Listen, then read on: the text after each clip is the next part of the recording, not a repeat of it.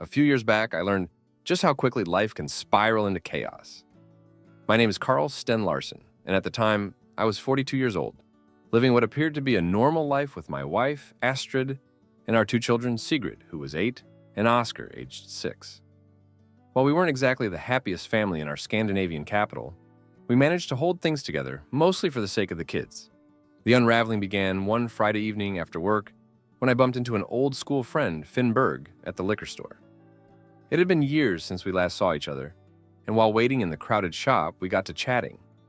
The conversation flowed easily, but it took an unexpected turn when Finn mentioned his wife, Karen, who worked in the same office as Astrid had been for the past 6 months. "I didn't see you at their Christmas party. Are you coming to the farewell party for the company's old owner?" he asked casually.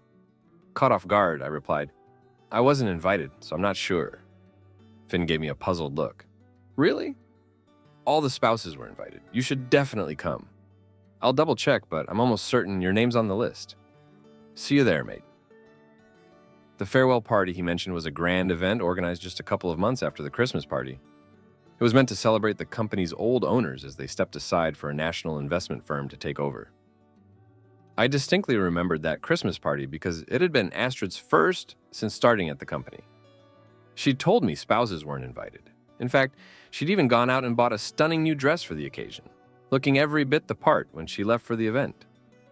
However, her return was less glamorous. She came back at 4 a.m., disheveled and noticeably tipsy. We argued about her late return, but she swore she had just been out for a drink at a friend's place after the party. With tears in her eyes, she insisted nothing inappropriate had happened. I had my doubts, but chose to let it go since I had no evidence to prove otherwise. When I got back home after seeing Finn, I decided to bring up the encounter with Astrid. "You won't believe who I ran into. Finn Berg. Did you know his wife, Karen, works in your office?" Astrid's face tightened, her discomfort obvious. "What's her name?" "Karen Berg," I said, watching her reaction. "Do you know her?" "I don't think so," she replied quickly. "Did he say she knows me?" "No, but he did mention something interesting. Apparently, all spouses were invited to your Christmas party. So who stood in for me that night? And where exactly did you spend the rest of the evening?" Her face drained of color. "As I told you before, I thought spouses weren't invited. I was new at the time. I must have misunderstood." "You're saying you were the only one who misunderstood the invitation?" My frustration grew. "I swear, if I find out who you were with that night, he'll wish he'd never crossed paths with you." Astrid burst into tears. "I've told you before, nothing happened. After the party, a group of us, about 12 or 15 people, went to someone's house for drinks and dancing, that's all. There's no reason for you to get so angry or jealous." Her explanation had more holes than a fishing net, but without solid proof, I couldn't press further. So instead, I shifted the focus. "Am I invited to this upcoming party, or are you planning to go solo again?" There was a hesitation, a brief telling pause before she answered. "Yes, of course, I've already booked us both to attend. I just forgot to tell you." By then, our marriage had grown distant and cold. The lingering suspicion made it hard to feel close to Astrid, and our intimacy felt like a charade. The following Friday, another strange incident deepened my doubts. I'd taken a half day from work to run errands, and since Astrid usually finished early on Fridays, we were both at home when the phone rang. I picked it up, but whoever was on the line immediately hung up. The only sound I caught was faint music playing in the background. "Who was it?" Astrid asked casually. Joking, I replied, "Your lover," but he panicked when he heard my voice. I expected her to laugh it off, but instead she froze, her expression shifting quickly to anger. "That's ridiculous. What kind of thoughts are you even having about me?" "It was just a joke," I said, though her reaction set off alarms in my mind. "But seeing your face, I'm starting to think I hit closer to the truth than I meant to." She softened almost immediately, her voice taking on a soothing tone. "No, you're wrong. That was just one of your jealous remarks, not a funny joke. I shouldn't have snapped, though. It's been a rough day at work, but that's no excuse." Her overreaction stayed with me, planting another seed of doubt in my mind. It added to the growing divide between us, making me question just how much of our life together was built on lies. Astrid chose a more modest dress for the farewell party, a stark contrast to the bold outfit she had worn to the Christmas party. Her demeanor was subdued as we left the house, almost as if the evening were a chore rather than an occasion to celebrate. The event was hosted at one of the city's most prestigious hotels, with dinner served at round tables rather than the traditional banquet style. We were seated with 4 other couples, and I quickly noticed that Astrid seemed familiar with all the women at our table. Despite the festive atmosphere, it felt like my presence weighed on her, as if I were interrupting plans for an entirely different kind of evening. After the meal, when the coffee and cognac had been served, Astrid's boss approached our table for a chat. His eyes fell on me, and with a friendly smile, he said, "You must be Astrid's husband. We missed you at the Christmas party. Sorry you couldn't join us." Without hesitation, I replied, "I wasn't invited. That's what Astrid told me anyway." His smile faltered, and he looked at Astrid with evident confusion. "All spouses were invited. How could you have missed that?" I saw my chance and went for it. She came home pretty late that night, completely disheveled. I'm sure she had a much better time with someone else from the office than she would have had with me. The other couples at our table chuckled awkwardly, but Astrid's face turned crimson. Her boss, clearly uncomfortable, excused himself with a polite, "I wouldn't know anything about that." As he walked away, I added, "Well, with only 304 employees, I'd expect you to know something." Astrid's eyes filled with tears, and the couples at our table found sudden excuses to leave. Restroom visits, they claimed. Even I decided to step away, heading to the men's room. There, one of the husbands from our table struck up a conversation. He casually mentioned that during the Christmas party, he and his wife had noticed Astrid spending most of the evening with a particular colleague. It felt like a gut punch. I had always heard about people discovering their spouse's infidelity in the most unexpected ways, but I never imagined I'd be one of them. Sure, the spark in my marriage to Astrid had been fading, but I'd chalked it up to the natural ups and downs of married life. Now I wasn't so sure. When I returned to the party, Astrid was gone. A colleague informed me that she had left, and when I called home, the babysitter didn't answer, which meant Astrid had dismissed her. I lingered at the bar for a while, grateful no one mentioned her abrupt departure. When I finally got home, she was fast asleep. The next day was a disaster. Astrid confronted me, furious that I had humiliated her in front of her colleagues. Yet when I pressed her again about the Christmas party, she refused to explain where she had gone or who she had spent the evening with. Monday brought no relief. While her coworkers said nothing about the dinner fiasco, I couldn't shake the feeling that whispers were circulating behind her back. Her boss seemed content to treat it as a personal issue, but I suspected there was more to the story. That Friday night, Astrid surprised me with a level of affection and connection I hadn't experienced in years. She seemed determined to rekindle the bond we had lost, bringing an intensity to our time together that reminded me of better days in our marriage. But as she fell asleep, satisfied and peaceful, I lay awake, consumed by questions. Was this sudden energy connected to the confrontations we'd had? Was she reacting to my accusations in some strange way? Or was this her way of trying to fix things? For a while, it seemed like our relationship was improving. The arguments stopped and a fragile peace returned to our home. But that calm was short-lived. One morning, I noticed Astrid had dressed up more carefully than usual. Her hair styled, her outfit flattering in a way that felt out of place for a regular workday. Over breakfast, she casually mentioned that she might have to stay late at the office due to some overtime her boss had hinted at. I couldn't hold back any longer. "Since when does overtime require dressing up?" I blurted out. "Why don't you just admit you're going to meet your lover?" Her expression shifted from surprise to anger. "Have you completely lost your mind? You need help for this ridiculous paranoia." "I may be paranoid," I said coldly, "but I'm not staying in a marriage where I'm treated like a fool." Astrid's eyes welled up with tears, and the tension in the room upset our children, who began to cry. For the first time, I questioned my actions. Was I destroying my family over nothing more than suspicions and gut feelings? Had I crossed a line I couldn't come back from?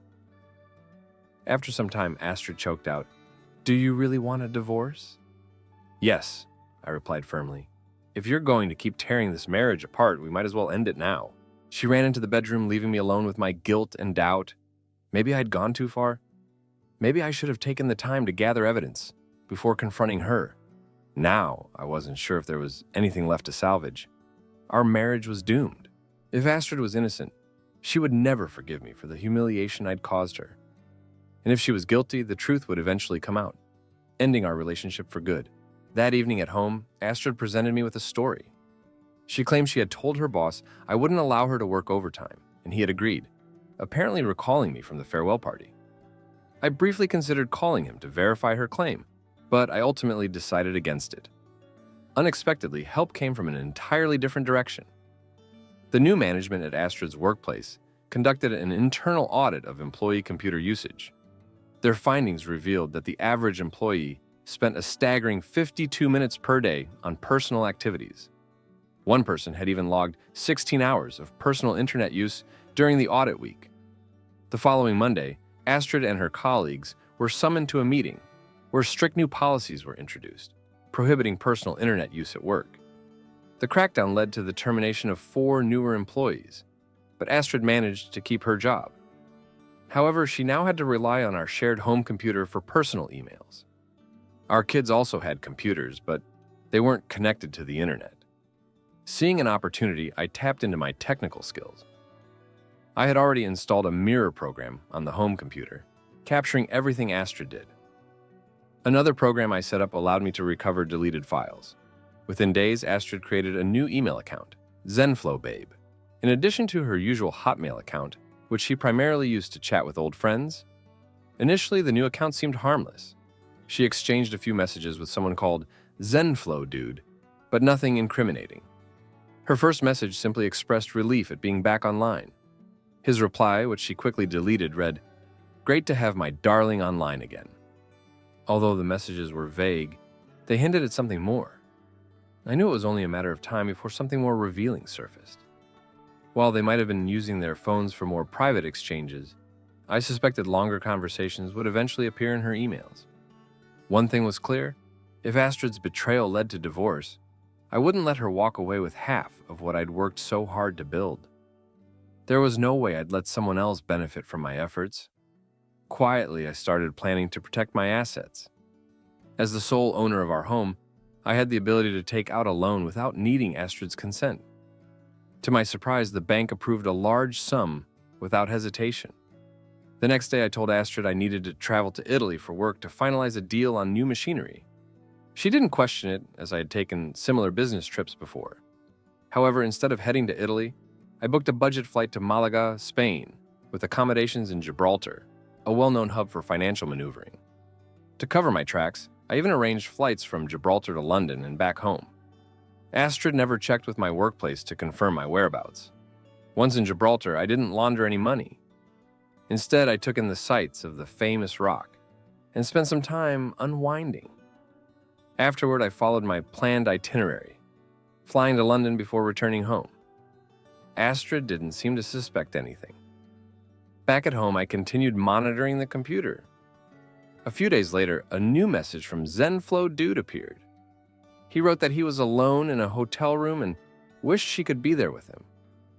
Astrid didn't reply via email, so I checked her phone while she was in the shower.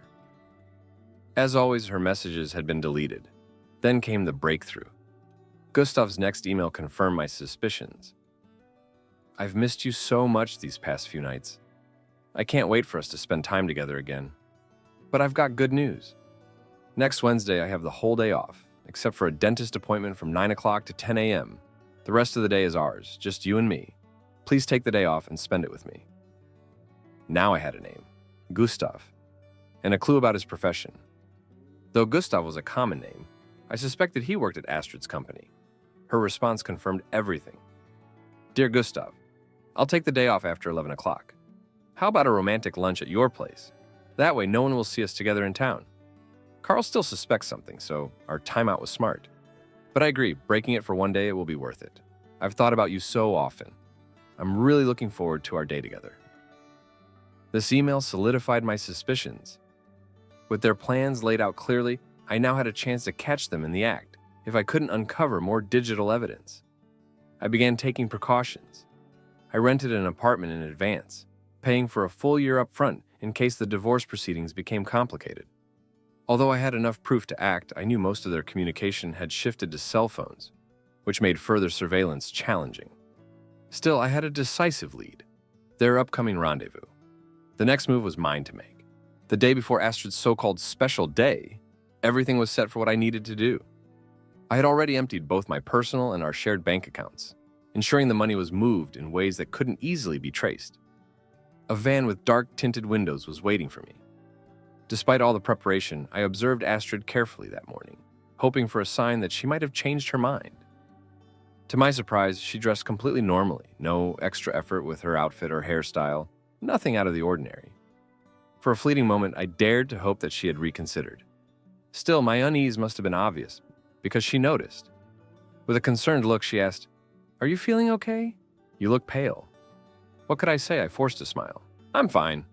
Just preoccupied with a few work issues, but it's nothing serious." She studied my face, her concern deepening. "Are you sure? You don't seem like yourself." "Don't worry about me," I replied. "By the way, how about we have lunch together today? There are a few things I'd like to talk about." Her demeanor shifted immediately. "Oh, I'd love to, but I can't. I already have a lunch meeting at work. Tomorrow might be better." I locked eyes with her, my tone deliberate. "I understand. Important matters come first." Her expression froze for a moment, her face slightly pale. I could see my words had hit a nerve. A part of me hoped that this moment of discomfort might make her rethink her plans. The fate of our family was teetering on the edge, and I feared that this breakfast might be our last together as a family. Astrid left for work, taking Oscar to preschool on her way. Sigrid headed off to school, leaving me alone in the house. I had taken the day off work and spent the morning preparing myself mentally. By 10:30, I was parked in the van outside Astrid's office building, hidden behind the dark-tinted windows. From my vantage point, I had a clear view of her car and the employee entrance. At exactly 11:05, Astrid exited the building, got into her car, and drove to a quiet residential area on the outskirts of town. I followed at a safe distance, watching as she parked near an apartment complex and walked into one of the buildings. My heart raced as I noted the name on the apartment listing. Gustav Sorensen, second floor. There it was. Confirmation. I waited a few minutes, giving her time to settle in, before dialing her number.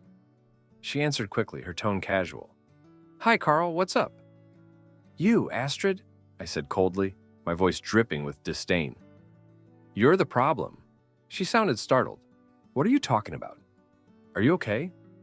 "Oh, I'm fine," I replied, "but I found your little lover boy. I know you're with him right now, and guess what? I'm on my way up to teach him a lesson he'll never forget. So unless you want to see a scene, I suggest you get dressed and get out of there. Now!" Her voice wavered. "What are you talking about? I'm at work, like I told you." "If that's true, you've got nothing to worry about. But if you're lying, things are about to get very messy." I hung up and walked directly to Gustav's apartment. Armed with a sledgehammer and a black garbage bag, I stood outside the door. Less than a minute later, the door opened, and there he was. Gustav. Mid-30s, slightly taller than me, and completely unprepared for what was about to happen. I didn't give him a chance to react.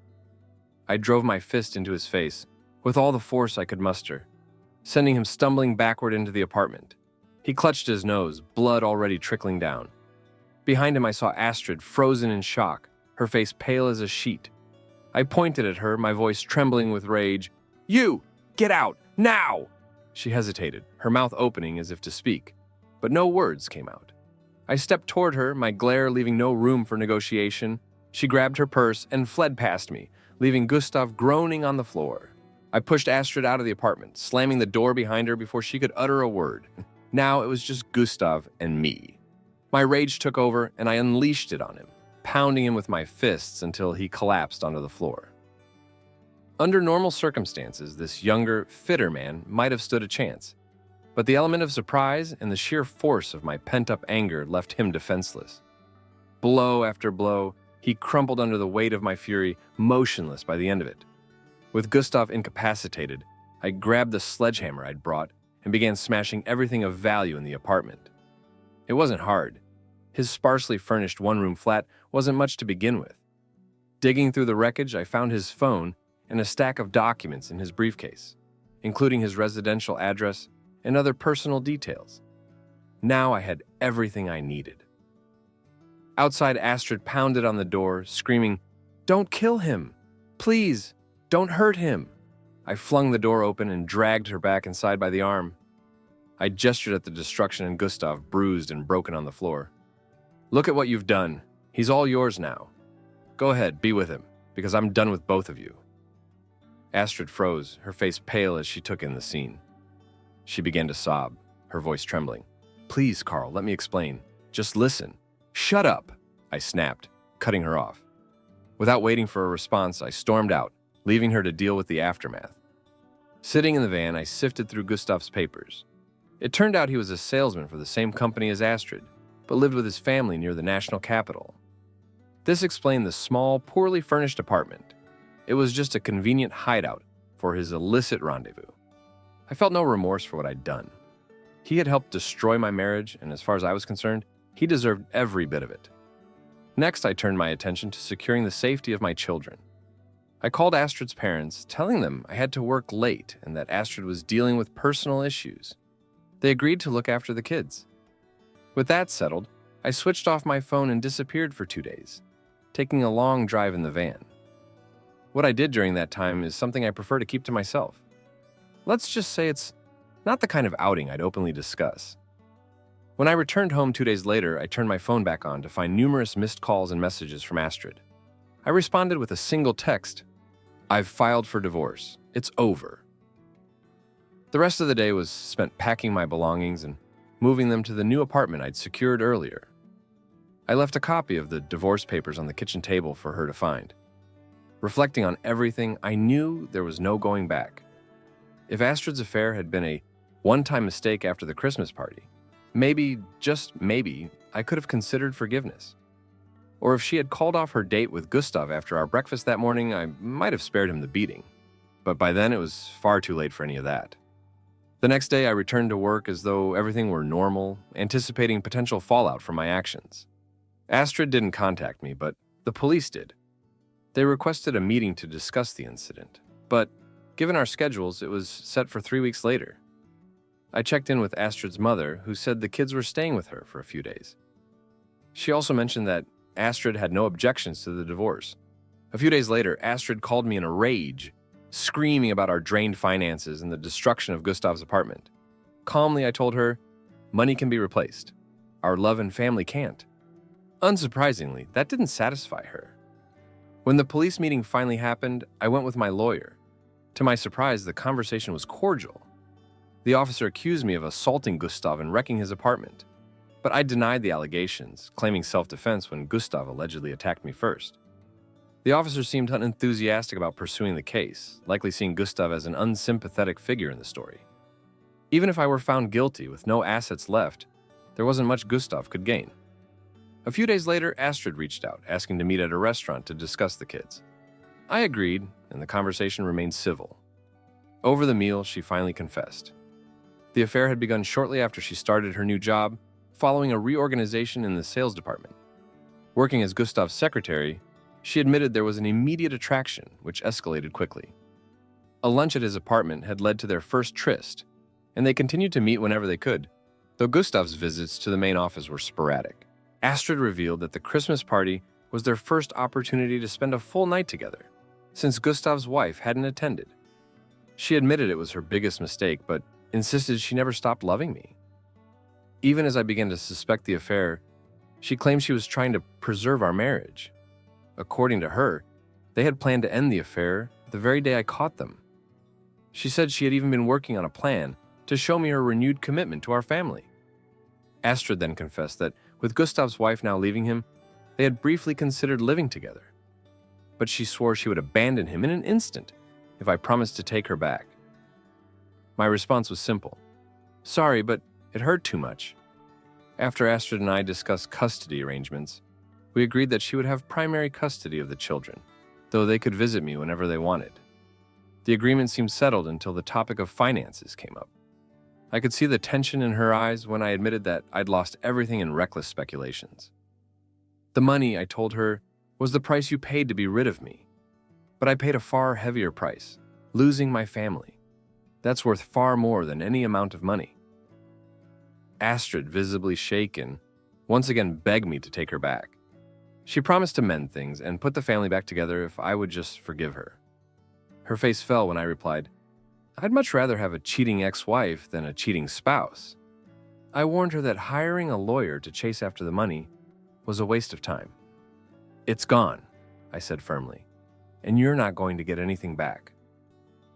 That Monday morning, my secretary, Camilla, walked into my office looking visibly off. She was wearing sunglasses indoors, and when she finally removed them, I saw why. A dark bruise covered her left eye, and her right was swollen, as though she'd been crying for days.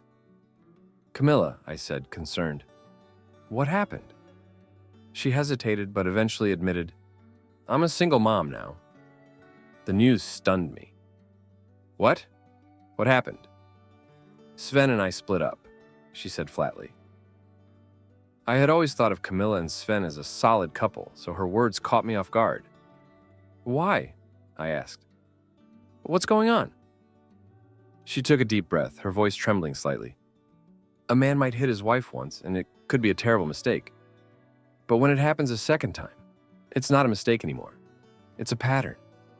And if you don't leave, it just keeps happening for smaller and smaller reasons. She paused before continuing. Sven hit me again, and I'm done. I'm divorcing him. I struggled to reconcile the man I thought I knew with this behavior. Sven? I can't believe it. He always seemed like a good guy. What could have made him do this? She avoided my gaze. Jealousy. The first time was after I danced a tango with a South American guy at a wedding. It was completely innocent, but it drove him crazy. I forgave him and warned him. If it ever happened again, I'd leave. Well, it did. What triggered it this time? I asked gently. Her expression darkened, and she hesitated before answering. He thinks I'm the reason you and Astrid broke up. I blinked in disbelief. What? How on earth could it be because of you? She sighed. Because he thinks we had an affair. I was floored. An affair? You and me? I exclaimed, utterly incredulous. How could we have an affair and not even know about it? She tried to laugh, but couldn't quite hide her sadness. Apparently, we've been secretly seeing each other, and neither of us got the memo. The absurdity of it all left me shaking my head. I had always admired Camilla, her intelligence, her kindness, but I had never crossed any boundaries. If anything, she was the kind of person I might have chosen over Astrid if life had played out differently. But those were private thoughts, never actions. Why didn't he just ask me? I said, exasperated. Or better yet, why not ask you? How could anyone believe something like this without proof? Rumors, she said bitterly. Apparently, some of his friends heard whispers, and that was enough for him. That's insane, I said, shaking my head. He should have come to us before believing nonsense like that. She nodded. Well, he didn't. Instead, he asked with his fists. Camilla tried to lighten the mood, giving me a small, dry smile. So, now that your dream girl is free, what's next? My place or yours? I laughed, appreciating her attempt to inject humor into such a dark situation. Mine works. Deal, she said, half joking, half serious. A while later, Camilla glanced at me, her tone quieter. Are you really serious about that date? Smiling at her, feeling warmth I hadn't felt in a long time, I replied, I'm not planning on running away from what you've offered me today. It feels like an opportunity I'd be crazy to pass up. She teased, Are you sure I offered you anything? Not entirely, I said, grinning. But a date's a date. She chuckled softly. All right then, a date's a date. Teasing each other about our newfound single status, Camilla and I both understood that this was one of life's pivotal turning points. The tension between us simmered throughout the afternoon, and after lunch, she decided to take the rest of the day off. I returned to my apartment, stopping to pick up a few groceries on the way, not entirely convinced she would show up. Yet at exactly 6 o'clock, the doorbell rang. Camilla stood there holding a small overnight bag. Just in case you were serious about our date, she said with a hesitant smile. I was, I replied warmly. She'd had a tough day having endured a tense meeting with her lawyer. I suggested she relax while I prepared dinner. Later, as we sat on the couch, we talked about the wreckage of our marriages. Several times she asked if I would ever consider reconciling with Astrid. Each time I assured her that it was completely out of the question. We went to bed early, but I made no move toward anything physical. To my surprise, Camilla slept peacefully and woke the next morning looking more rested, a faint smile on her lips. The following weekend, we rented a minibus and took her 2 children and my 2 kids to the zoo. To our relief, the day went better than we had expected. The children got along surprisingly well, and for the first time, Camilla and I realized that blending our families might actually work. That Sunday evening, after Camilla dropped her children at her parents' house, and I left mine with Astrid, we shared a romantic dinner at one of the city's finest restaurants. When we returned to my apartment, we shared a warm embrace that turned into a tender kiss. The evening deepened into a moment of closeness as we began exploring the emotions that had brought us together, finding comfort in each other's presence. For the first time in what felt like forever, I felt truly alive. Compared to my last months with Astrid, Camilla was everything I had been missing, a partner who made me feel whole again. Meanwhile, Astrid's lawyer had attempted to scrutinize my trip to Gibraltar, hoping to uncover something that could be used against me in the divorce. I was subjected to grilling questions, but since I repeated the same simple truths, they found nothing to use. As expected, Astrid ended up with 50% of nothing and a hefty legal bill for her lawyer's fruitless investigations. During one of our discussions about the children, Astrid confronted me tearfully. "How could you take all our money? How could you do that to me?" I met her gaze and replied, "How could you betray me? How could you do that to us?" Her response caught me off guard. "I was an idiot," she said, her voice cracking. "It was the worst mistake of my life." "Does Gustav know you regret the affair?" I asked. "He regrets it too," she admitted. "We've both paid a heavy price." "You must be happy now," I said coolly. "You're with the man you love." Her expression clouded. "Please don't forget, I gave you a choice during our last breakfast together as a family. You could have had lunch with me, but you chose to confront Gustav instead." "That was my worst mistake," she continued. "I lost the man I truly loved. But Gustav and I are trying to make the best of the situation." "Are you happy?" I asked. "I am," she replied. "But I wanted things to be different. I wanted our family to stay together." "So did I said. Neither Camilla nor I wanted a divorce. We both wanted our kids to grow up in a home with both parents. But given what's happened, we're making the best of it too." Eventually, Astrid and Gustav took over my old house, assuming the loans. This left them with much higher monthly expenses than what Astrid and I had faced. In contrast, Camilla's ex-husband bought out her share of their house at a fair price. Camilla and I pooled our resources to invest in a new home, where we moved in together, creating a fresh start for our blended family. As for the legal fallout from my confrontation with Gustav, the police ultimately charged me with damaging his apartment and assaulting him. While I received a sentence of 2 months in a white-collar jail and was ordered to compensate Gustav, I never paid him. I'd promised to pay if I came into some money, but with nothing in my accounts, there was little here the police could do. Ironically, most of the insurance money from the apartment damages went to Gustav's wife, as the property had largely been in her name. In the end, Gustav lost more than he gained, and I moved on with my life, grateful for a second chance at happiness with Camilla. Camilla and I both quit our old jobs and started working for her consultancy firm. I drove a company car and lived as a lodger in her home, a setup that worked comfortably for both of us. Despite the challenges of blending our lives, we found a rhythm that suited us. Astrid, however, had not stopped searching for the money she was convinced I had hidden. One evening, after a few too many beers at a pub, she invited Camilla out under the pretense of discussing the children. The conversation quickly shifted, and she began grilling Camilla about the missing funds. Without missing a beat, Camilla curtly replied, "I don't know or care where the money is because Carl is the best deal I've ever gotten in my life." Astrid was left speechless. It was the perfect response. Camilla and I continued to thrive both at work and at home. Our relationship blossomed into something beautiful, full of laughter, joy, and passion. The kids liked each other. and the dynamic between all of us was harmonious. Life seemed perfect until rumors began circulating in town. David, Camilla's ex-husband, was reportedly bragging about winning her back. Word was that he had been attending weekly therapy and claimed to be cured. I stayed silent, letting Camilla decide how to handle the situation. David's parents, unwilling to lose Camilla, made repeated efforts to bring her back into their family. They even went as far as offering to buy her a new car or finance a luxurious vacation in South Africa, on the condition that she reconcile with David. One evening, Camilla came to me in tears. "David's sister's getting married," she said hesitantly. "I've been invited." I looked at her, curious. "Do you want to go?" She hesitated. "I do. She and I were close, and it feels wrong not to, but I know his parents will seize the opportunity to push me back toward David. It's going to be uncomfortable." "You're a grown woman," I reassured her. "If you want to go, then go. It's her big day, and it's important to you." "Are you sure?" she asked, doubt lacing her voice. "I don't want to make you uncomfortable." "I trust you," I said simply. "Go, enjoy the wedding, and deal with whatever happens as it comes." Camilla frowned. "I might have to stay overnight. Will that bother you?" "Not at all," I said, smiling.